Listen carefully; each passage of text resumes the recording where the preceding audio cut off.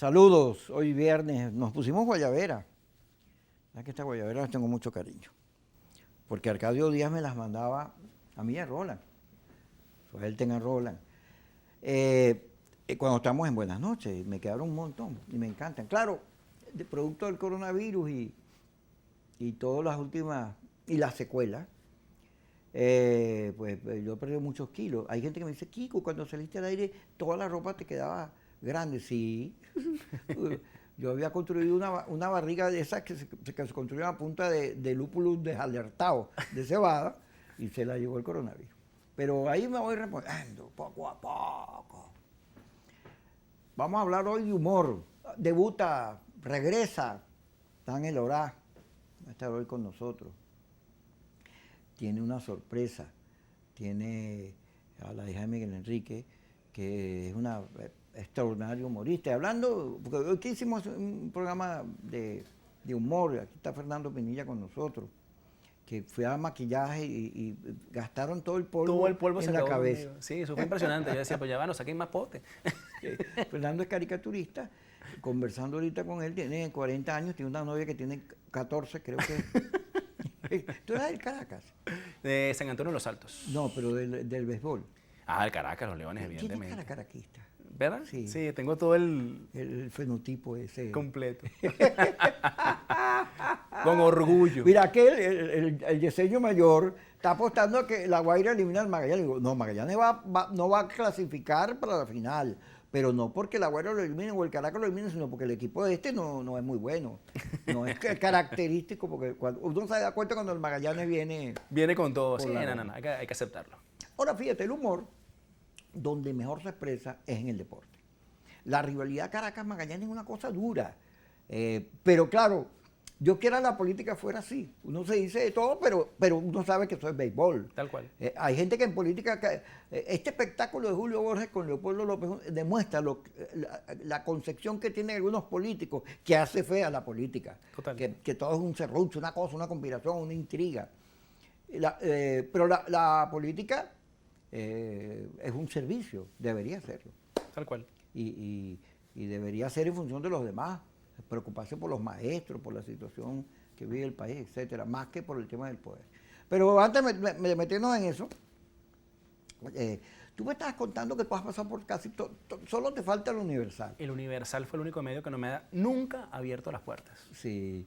El caricaturista más clásico del Universal fue Rojas, ¿te acuerdas? Rojita. Lo que pasa es que después llegó Raima y el legado de Raima es imborrable, ¿no? Claro, Raima muy ácida. Los humoristas tienen que ser ácidos, los humoristas tienen que ser... Mordaces. Si, Sí. si no eres mordaz, no eres humorista. ¿Te acuerdas aquella frase de Sublé, aquel cuento de Sublé, que mandó le llevaron a un humorista... Excelentísimo señor, se llamaba Sí, La Opereta. La Opereta. Entonces, que él le dice, que los humoristas se burlen de los presidentes y de los políticos no tiene ningún problema. El problema es Cuando el pueblo se burla de eso. cuando el gobernante se burla del pueblo. Sí, y el pueblo se burla de los... Porque cuando el pueblo... ¿Tú te acuerdas de Radio Rochela? Claro. Que cuando un político iba para Radio Rochela, era, bueno, ese político era un éxito, pero se estaban burlando de él. Pero es que yo siempre he dicho que el humor es una oportunidad de verte en un espejo, ¿no? Y es una oportunidad además de ver fallas y cosas que se puedan corregir. El humor te baja al poder de ese pedestal en el que tienes normalmente o estás puesto y te iguala a las personas de a pie, que finalmente son los que te eligen o son para los que tú sirven, lo que hablábamos ahorita. El político al final es un servidor. O sea, ¿para qué tú estás en un cargo público? Sino para servir y ayudar para que el pueblo y para que las personas normalmente avancen. Entonces, ¿qué sucede cuando tú lo tienes en un pedestal y lo ves como un ídolo, que es lo que ha pasado muchas veces? No solamente en Venezuela, sino creo que a nivel mundial. Pasa mucho que se idolatra demasiado al político y el político tiene que entender cuál es su lugar. Entonces, el humor rompe esa barrera, ¿sabes? Y te iguala. Y como tú dices, cuando la persona logra verse retratada de esa forma, lo haces hasta famoso. Y te voy a poner una anécdota que me pasó a mí. Yo publiqué una caricatura con, ¿cómo se llamaba? El señor este que trabajaba en el gobierno de Trump, el del bigote blanco, ¿vale? Ajá. Bueno, Bolton. Bolton. Yo hago una caricatura de él que publica en el Diario de las Américas y para mí fue una caricatura más, simplemente hice una caricatura de él. Y como 2 o 3 semanas después, una periodista de Reuters me contacta por WhatsApp y me dice, mira, soy la corresponsal de la Casa Blanca y soy la que cubro a Bolton. Él quiere tu caricatura para tenerla en su pared donde tiene todas las fotografías de todas sus grandes, digamos, travesías por el mundo, sus grandes, desde Vietnam hasta para acá, tiene fotografías y caricaturas de él. Y él vio tu caricatura y la quiere tener allá. Entonces dime tú, era una crítica, era una burla, pero para él era un premio, ¿sabes? Era algo que lo hacía sentir feliz. Mira, Bolton tiene seguro el infierno. ¿Tú te acuerdas de la película El Vicepresidente, el vice? Sí, claro. Ahí, en el conflicto árabe, por el petróleo está metido Bolton. Porque él es un halcón Claro. republicano, uno de los más horribles. Un tipo con una gran experiencia, lo que pasa es que yo creo que también ya llegó en un momento pero ya malo, muy malo. mayor. Sí. Todos esos republicanos así son malos. Sí, bueno, tiene cara así, Sí, cuando fruncía el son ceño. malos. Era... No es que, por cierto, ahorita 46 demócratas recogieron firmas para pedir que se le quite la visa a Bolsonaro por lo que ocurrió en Brasil. Que fue un No, hay políticos bochorno. buenos y hay políticos malos. Total. Yo creo que en todas partes hay políticos buenos y políticos malos. Y a En veces se todos los generaliza. renglones de la vida humana. Hay caricaturistas buenos y caricaturistas malos. Total, total. Bueno, ¿sabes que, por ejemplo, Blado, el caricaturista de la revista Semana en Bogotá, tiene una frase que dice que el caricaturista conocí a Blado. puede exagerar la realidad, pero no inventársela? Y yo digo, no, o sea, la frase es muy buena, pero al final no es real, porque cada caricaturista puede también emitir su opinión, ¿sabes? Depende de cómo tú lo hagas, con responsabilidad o sin responsabilidad, ya viene lo que tú hagas, ¿no? Porque de repente si tú eres un caricaturista que apoyas, no sé, al gobierno en Irán en este momento, con todo lo que está pasando, tú dices, bueno, voy a hacer una caricatura en la que ahorcar personajes, bueno, por ejemplo. Pero ¿sabes? ten cuidado cómo te metes con los ayatolas y con ese mundo, porque ¿te acuerdas Lo que de pasó con Salman Charlie Hebdo? Rushdie? Y el caricaturista aquel, no, Dios mío. No, es un tema, bueno, es que el humor no siempre cae bien, el humor a veces cae pesado. Bueno, tú sabes que los religiosos extremos, los que hicieron la Inquisición, esos que están juzgando y matando gente por los velos y porque protestan, todos esos van para el infierno. Eso ninguno va para... no voy a decir nada porque a mí me da miedo que me haga un atentado a esa gente, pero toda la gente Los que es extremistas. extrema, Sí, claro. Total. yo soy muy coincido. antiextremista. Yo también, a mí no me gustan fastidian los los extremos. extremistas. Total, total. O sea, uno puede ser firme en una posición, que es una cosa, o en un ideal. A mí no me gusta la gente veleta, la gente que un día piensa una cosa y la siguiente piensa otra. Yo pienso que uno tiene que tener un criterio forjado y avanzar en ese criterio.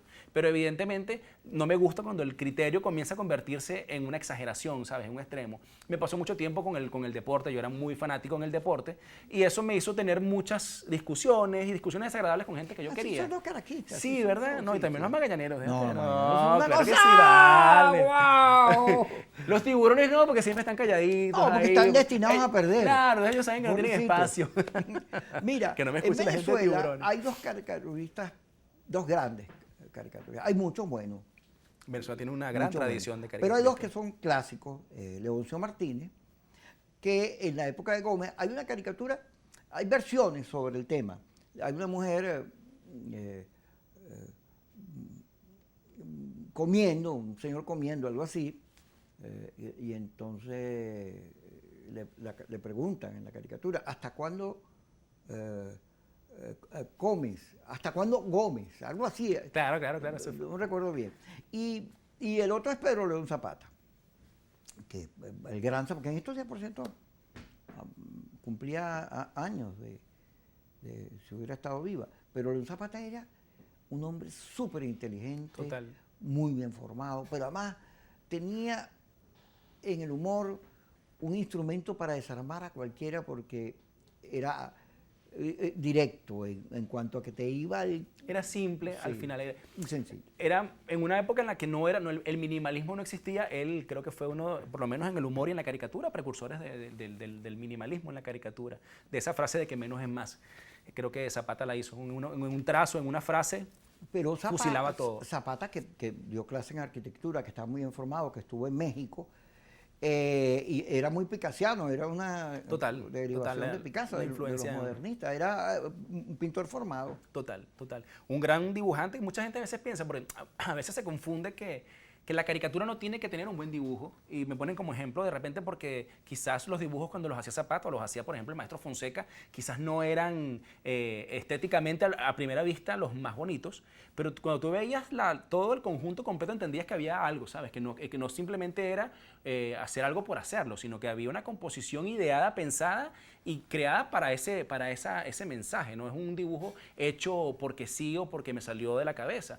Entonces, yo siempre he tenido eso, porque yo digo que una cosa es hacer un buen dibujo que estéticamente te muestre algo, y otra cosa es pensar que no tienes que hacerlo bien o no hacerlo o realizarlo de la forma correcta, porque entonces si no al final no lleva el mensaje.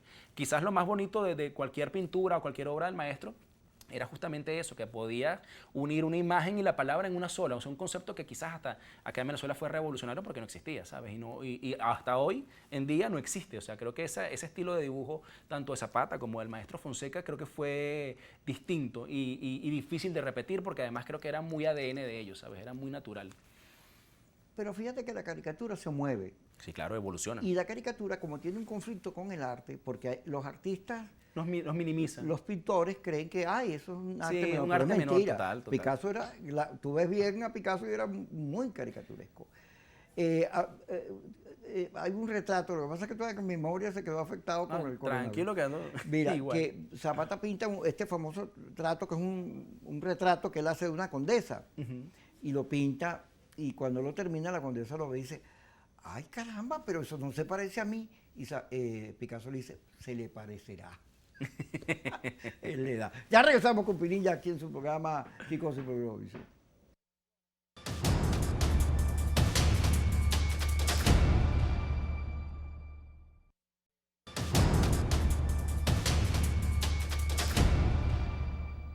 Seguimos con Pinilla hablando de humor. Tienes varios libros.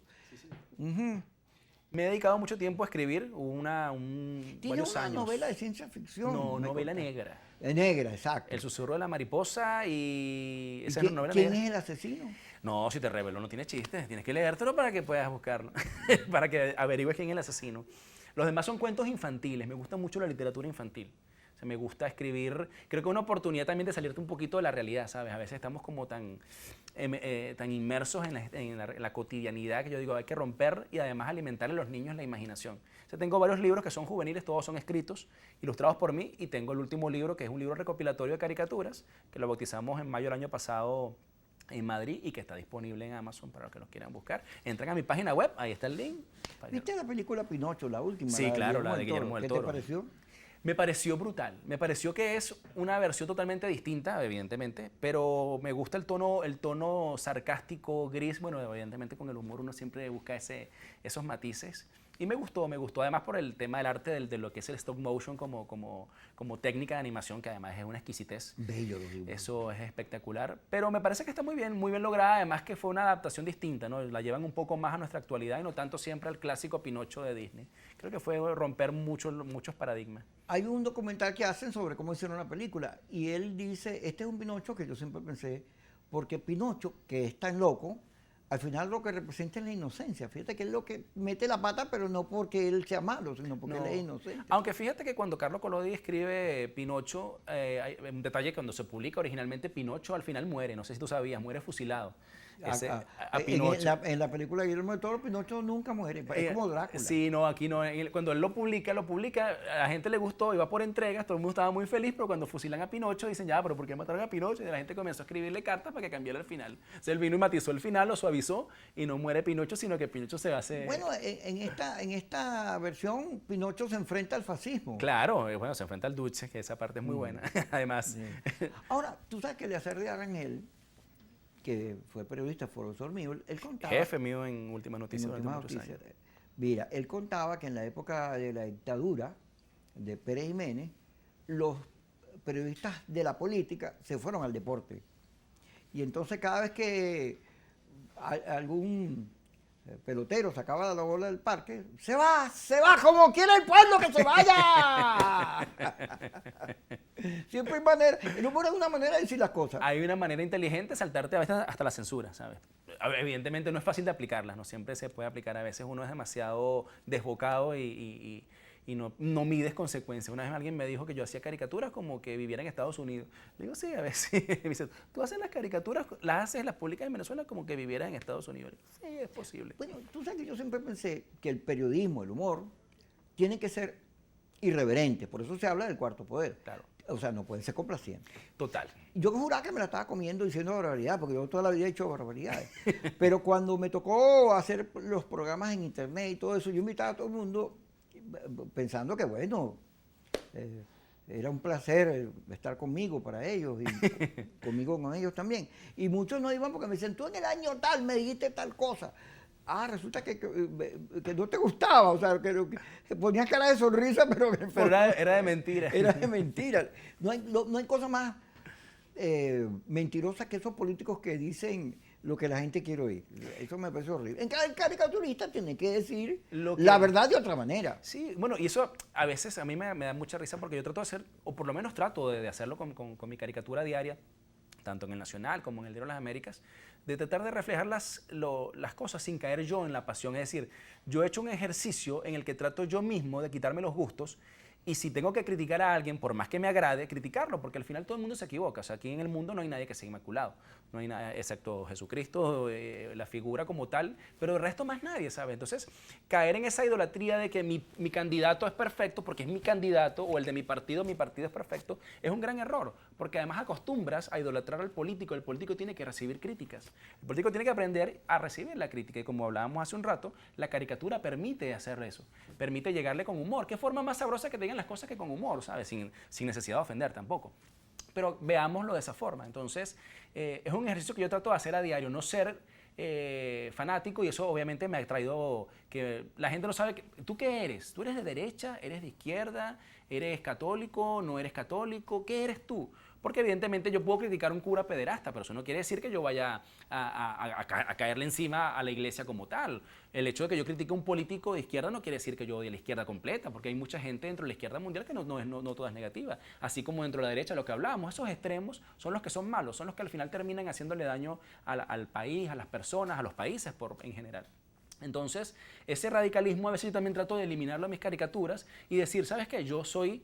y le lanzo al que tengo que lanzarle. Porque la verdad hay que decirla, duélale al que le duela, ¿sabes? Y no puedes caer en eso de matizar la verdad y decir, bueno, no la voy a decir porque él es mi amigo. No, si se equivocó, tú no corriges a un hijo. Yo siempre he dicho a los padres no corrigen a los hijos. ¿Qué mejor forma de... Tú corriges a un hijo ahorita, te cae la loma. Bueno, eso sí, pero normalmente el deber ser es que tú corrijas a un hijo para que moldees a un mejor ser humano, en teoría, ¿no? Entre comillas. Entonces, creo que ese es un gran error que hemos tenido los seres humanos y últimamente el venezolano no, yo no critico a mi partido, no, yo me quedo callado porque yo soy, no.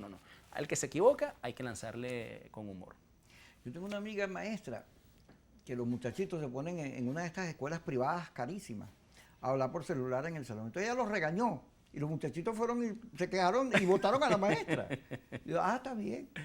Solidaridad con todos los maestros. Con todos los profesores. Ahora, el buen humorista es el que se burla primero del mismo. Tal cual. Una vez Edo hizo una caricatura, estábamos ahí en la cadena Capriles, y yo llego y está haciendo una caricatura deportiva para el mundo y era burlándose de los caraquistas. Edo también es caraquista, tipo inteligente también. Entonces, hasta haciendo la caricatura, pero se está burlando de los caraquistas. Le digo, chamo, ¿pero qué pasa? Vale, le vas a lanzar a los caraquistas. Me dice, bueno, pero es que primero tenemos que burlarnos de nosotros para poder aprender a burlarnos de los demás, porque así cuando también los magallaneros hagan algo, uno puede hacerlo con toda la libertad de burlarse del magallanero o de la persona de Tiburones de la Guaira, porque al final es eso.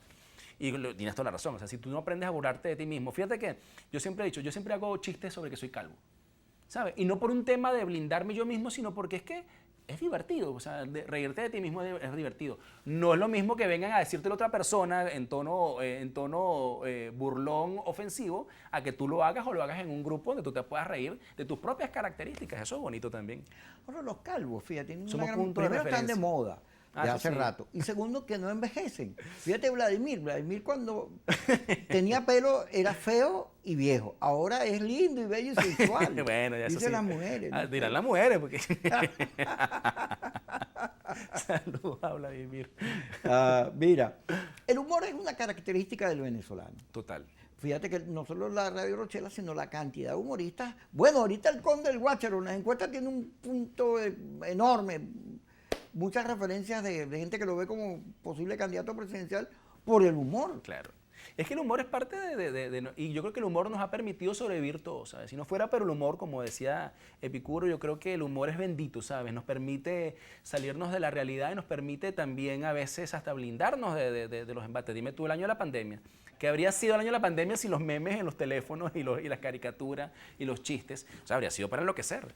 O sea, el humor te permite en esas etapas difíciles, oye, de verdad, distraerte un poquito, separarte de la realidad, que a veces es tan agobiante.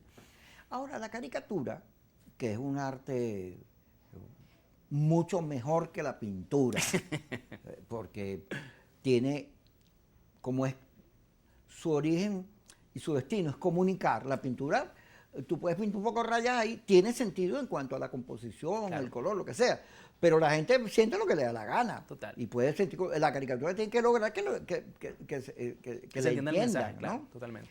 Pero la caricatura tiene una tendencia a no solo parecerse a los tiempos, sino también a las tendencias que están en la pintura. Fíjate cómo los muñequitos que vemos en televisión, en las animaciones, han ido cambiando, claro, y cada día son más raros y de unas estéticas más complejas. Sí, totalmente. O sea, yo creo, también, bueno, volvemos, estamos en una época en la que esta vorágine de información que tenemos, en que esta inmediatez, en que esta globalización, como le llaman, o sea, no permite que cualquier cosa sea, o sea, lo que de repente antes era demasiado básico, ya la gente no lo llena. O sea, por eso es que la demás, bueno, es como este tema yo me quedo loco con este tema de Netflix, Hulu, o sea, son tantas series, tantas cosas que tú no tienes tiempo de ver. O sea, si tú las ves todas, tienes que ser un vago. No puedes ponerte a sentarte todo el día de televisión, o sea. Yo las veo todas. Ah, bueno, entonces eres un vago. No, mentira. No te creo que las veas todas. He intentado, pero es que tú dices, ¿cuántas voy a ver al día? O sea, ¿en qué momento trabajo? Y es una realidad, o sea, tenemos tanta información, tenemos tantas cosas que ya no nos conformamos con poco. Es lo que le pasa a los niños. Uno veía antes el canal 2 y el canal 4 y veía Alegre Despertar y bórralo. Ahora no, ahora un niño de esto, tú que tienes Netflix. ¿Tuviste Johnny Quest? Claro. ¿Tuviste el Johnny Quest de ahora? No, no he tenido. Wow, el Johnny Quest de ahora es fumado.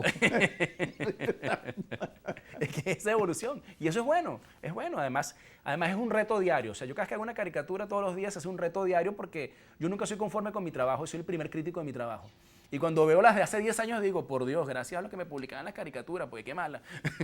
Yo digo, uno tiene que ser crítico y buscar siempre mejorar, evolucionar. Cuando hice una caricatura, ya esa no me gusta, ¿sabes? Ya la próxima tengo que intentar hacerla mejor.